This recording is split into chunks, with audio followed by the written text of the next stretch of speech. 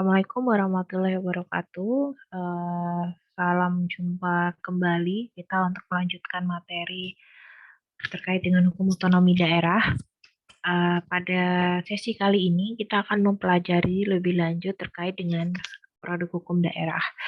Jadi produk hukum daerah ini mungkin kita juga kemarin sudah bahas sebelumnya.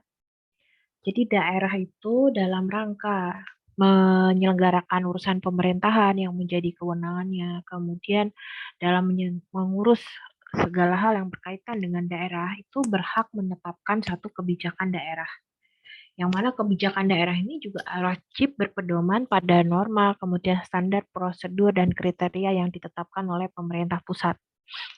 Nah, kebijakan itu bisa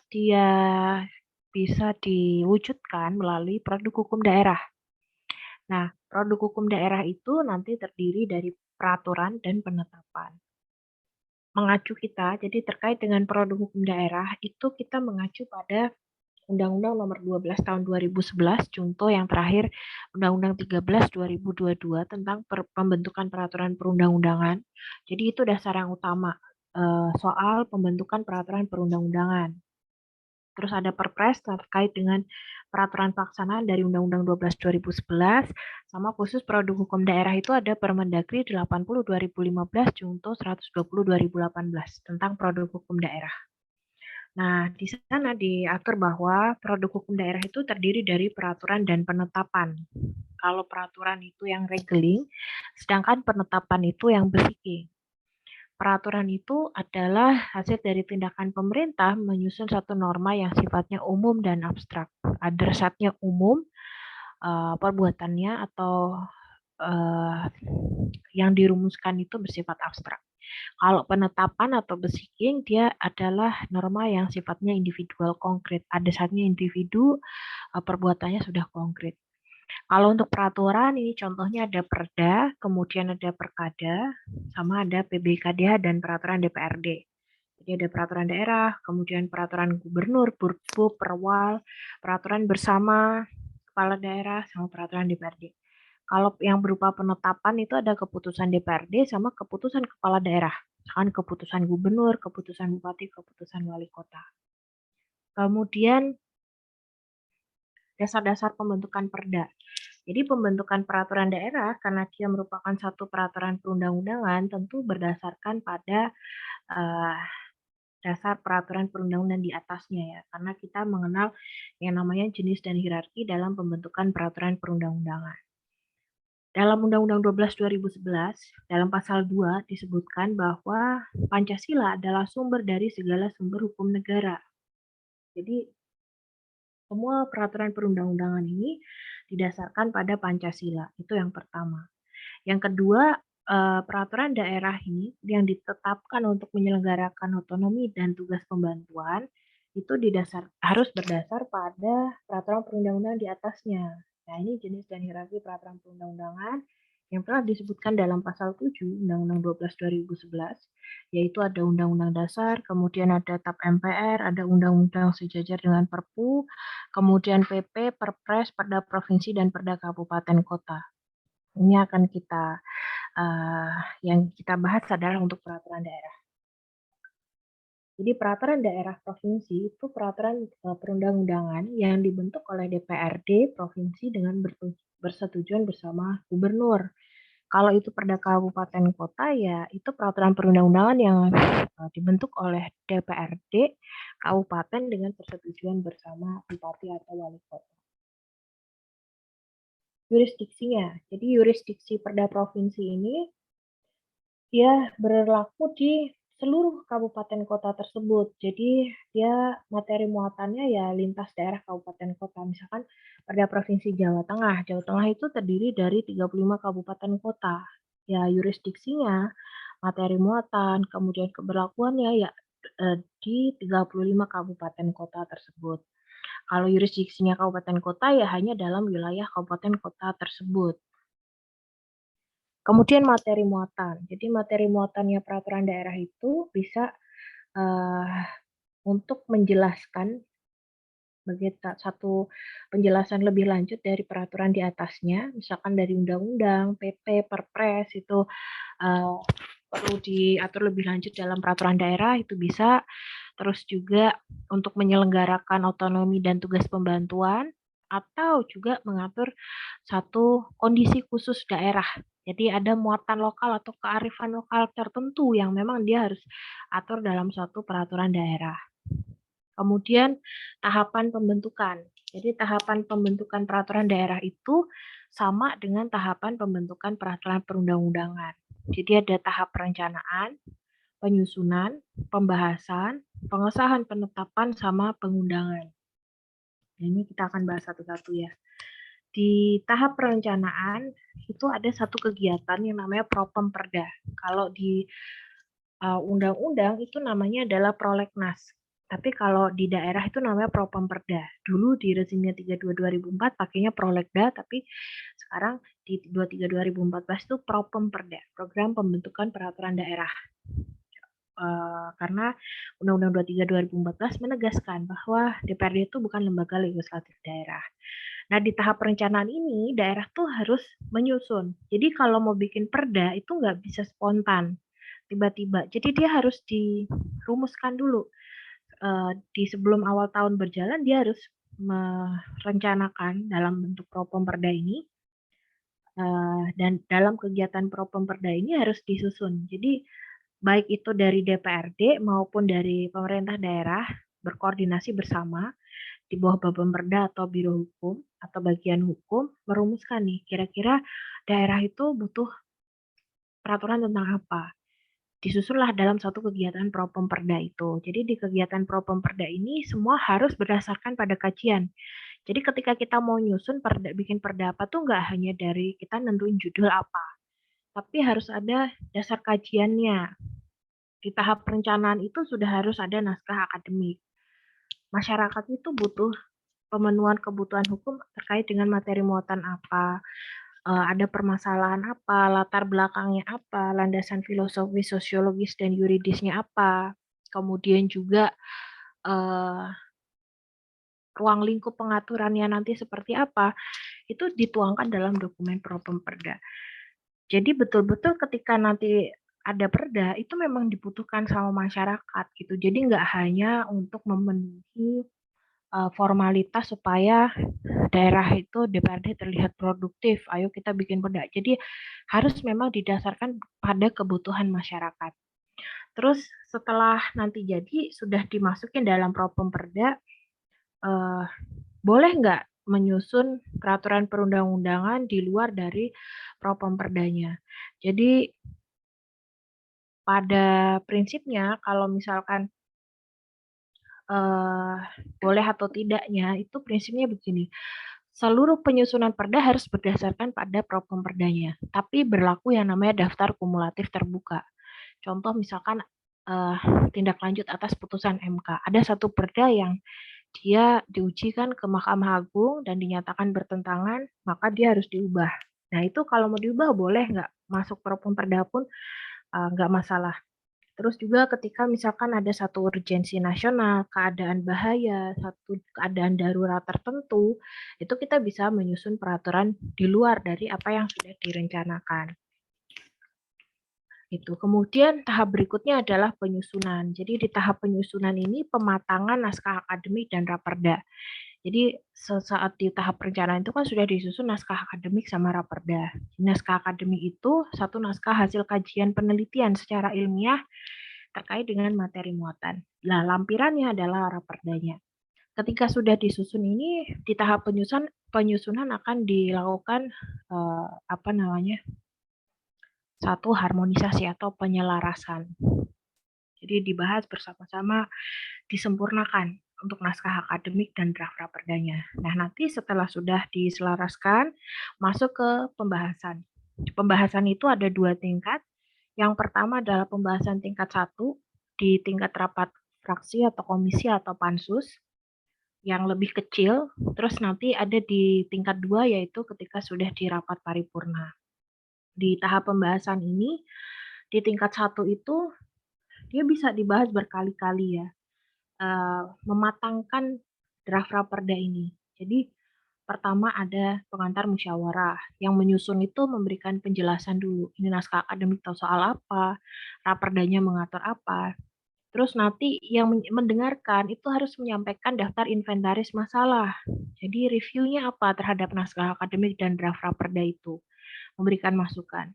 Setelah itu nanti ada penyampaian pendapat mini. Jadi masing-masing harus dimintai pendapatnya, baik yang hadir itu dari DPRD kah, atau dari perangkat daerah kah, atau dari pihak lain, stakeholders terkait, mereka yang terdampak langsung, itu bisa diikutkan di pembahasan.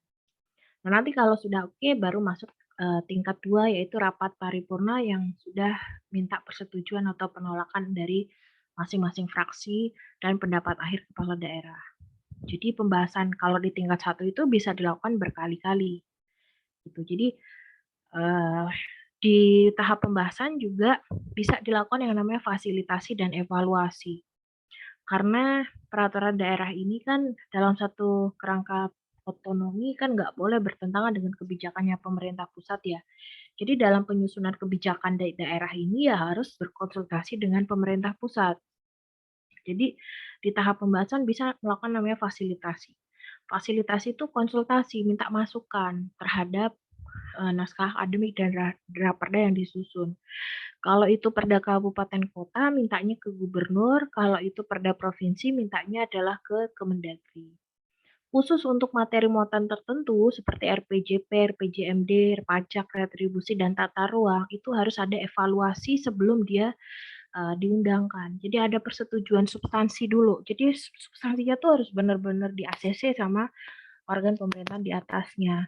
Karena ini kan harus bersesuaian ya, jangan sampai ada kebijakan daerah yang misalkan RPJPD atau RPJMD-nya bertentangan nih sama RPJN sama RPJMN dan RPJPN. Terus juga misalkan Perda RT RW ternyata bertentangan dengan Perda RT aturan RT RWN-nya. Nah, itu harus ada evaluasi di sana. Jadi di tahapan pembentukan peraturan daerah itu yang berlaku adalah executive preview. Jadi executive preview itu review yang dilakukan oleh eksekutif sebelum perda itu diundangkan. Jadi kalau dulu presiden itu punya kewenangan pembatalan perda atau executive review, setelah kewenangan itu diuji kan oleh ke mahkamah, mahkamah membatalkan kewenangan tersebut sehingga yang berlaku itu adalah executive review. Karena review dari eksekutif dalam hal ini dari presiden itu ketika perda belum diundangkan, bukan setelah perda diundangkan terus dibatalkan sama presiden, itu tidak. Karena dalam tahapan penyusunan ini ada fasilitasi dan evaluasi tadi. Ini. Terus nanti di tahap paripurna di tingkat 2 itu pertama kan penyampaian laporan. Dari pembahasan tingkat 1 kemarin tuh progresnya gimana, sudah diperbaiki atau belum. Terus nanti berikutnya adalah persetujuan atau penolakan dari masing-masing fraksi. Jadi masing-masing fraksi di DPRD itu bisa memberikan persetujuan atau penolakan. Nah, nanti dihitung yang setuju berapa, yang menolak berapa. Terus pendapat akhir dari kepala daerah. Jadi kepala daerah itu apakah setuju atau tidak itu di tingkat paripurna. Nah, nanti ketika sudah ada persetujuan bersama, maka bisa masuk ke tahap pengesahan. Di tahap pengesahan ini akan ada pemberian nomor sama penandatanganan oleh kepala daerah. Di gubernur, bupati atau wali kota akan menandatangani rancangan peraturan daerah tersebut. Tapi sama juga seperti undang-undang, sama halnya dengan undang-undang, ditandatangani atau tidak itu tidak berpengaruh terhadap keberlakuan dari peraturan tersebut. Jadi dalam konstitusi, dalam Undang-Undang 12 2011, undang-undang itu mau ditandatangani atau tidak oleh presiden itu dalam jangka waktu 30 hari akan sah menjadi undang-undang. Begitu juga dengan perda. Perda itu ketika tidak ditandatangani oleh kepala daerah dalam jangka waktu 30 hari dia tetap harus diundangkan. Kenapa? Ya karena memang presiden, kemudian kepala daerah itu dilibatkan sejak awal dalam penyusunan peraturan perundang-undangan di Indonesia. Jadi kepala daerah itu dia dilibatkan sejak tahap perencanaan, penyusunan, pembahasan apalagi, dan logikanya di tingkat pembahasan ini harus ada persetujuan bersama. Jadi kalau nggak ada persetujuan bersama, dia tidak akan bisa lanjut ke tahap pengesahan. Sehingga logikanya ya ketika dia sudah masuk ke tahap pengesahan itu sudah melewati persetujuan bersama gitu. Jadi itu soal bisa dikatakan soal ini ya kalau menurut saya itu soal itikat politik, soal tanda tangan. Pada prinsipnya tanda tangan atau tidak itu tidak akan mempengaruhi karena dia akan tetap sah untuk diundangkan. Terus kemudian tahap berikutnya ketika sudah pengesahan maka dilakukan pengundangan. Pengundangan untuk peraturan daerah adalah di lembaran daerah, penjelasannya di undangan di tambahan lembaran daerah. Kalau undang-undang, PP, Perpres itu kan di lembaran negara. Nah, kalau daerah itu Perda itu di lembaran daerah, kalau Perkada itu di berita daerah pengundangannya. Kemudian di setiap tahapan itu berlaku penyebarluasan. Jadi memang dalam pembentukan peraturan perundang-undangan itu harus ada partisipasi masyarakat. Jadi harus disebarluasi nih, bukan hanya saat dia sudah diundangkan saja, tapi ketika menyusun perencanaan, ketika penyusunan, pembahasan, itu harus menyebarluaskan supaya dapat partisipasi masyarakat. Apalagi sekarang kita mengenal yang namanya meaningful participation. Jadi Undang-Undang Cipta Kerja dia diuji formil, kemudian dinyatakan inkonstitusional bersyarat oleh mahkamah. Dalam putusan mahkamah menyatakan harus ada meaningful participation dalam pembentukan peraturan perundang-undangan. Nah, itu ditindaklanjuti dengan pembentukan Undang-Undang Nomor 13 Tahun 2022 tentang perubahan atas Undang-Undang 12 2011. Jadi dalam pembentukan peraturan perundang-undangan harus ada yang namanya meaningful participation. Partisipasi bermakna dari masyarakat yang memenuhi 3 unsur. Pertama, hak untuk memberikan aspirasi. Jadi masyarakat itu bisa punya hak untuk memberikan aspirasi terhadap penyusunan peraturan perundang-undangan. Setelah menyampaikan aspirasi, yang kedua tidak hanya didengar pendapatnya, masuk kuping kiri keluar kuping kanan, tapi pendapat atau aspirasi tersebut harus dipertimbangkan. Jadi penyusun harus mempertimbangkan pendapat masyarakat. Setelah dipertimbangkan, tentu kan nggak semua hal bisa diakomodir dalam satu peraturan. Nah, hal-hal yang bisa diakomodir ya bisa disusun, ditambahkan dalam draft peraturannya, tapi kalau memang tidak diakomodir, unsur yang ketiga adalah masyarakat berhak atas penjelasan. Jadi penyusun harus memberikan penjelasan kenapa normanya demikian. Ketika ada pro kontra nanti itu meaningful participation di sana. Dan meaningful participation ini dilakukan di seluruh tahapan ini. Baik ketika perencanaan, nyusun naskah akademik, saat penyusunan, saat pembahasan, saat pengesahan, saat pengundangan. Nah, meaningful participation ini juga dikhususkan pada kelompok yang terdampak langsung. Jadi misalkan itu kalau soal perda soal tenaga kerjaan, misalkan kaitannya sama tenaga kerja, jadi yang dilibatin tuh mereka-mereka yang terdampak langsung, misalkan pengusaha, pekerja, serikat buruh, dan lain sebagainya. Misalkan itu tentang desa, ya dilibatkan perangkat desa, kepala desa, misalkan BUMDes, BPD, segala macam. Jadi dikhususkan bagi mereka yang terdampak langsung. Tapi juga tidak menutup kemungkinan mereka yang tidak terdampak pun bisa berpartisipasi melalui berbagai media ya, misalkan lewat email, lewat surat, atau lewat secara lisan datang dan lain sebagainya. Itu pemenuhan meaningful participation dalam pembentukan peraturan perundang-undangan. Kemudian ini kerangka, nah ini sebenarnya kita akan mempelajari lebih lanjut gimana sih cara bikin perda, gimana nyusun naskah akademik, itu nanti di mata kuliah yang berikutnya di perancangan perundang-undangan. Ini contoh, nanti kita bisa lihat contoh-contoh peraturan daerah itu seperti apa. Nah, selain tadi perda, ada juga yang namanya perkada, peraturan kepala daerah. Peraturan kepala daerah itu contoh tadi perbu, pergub, perwal.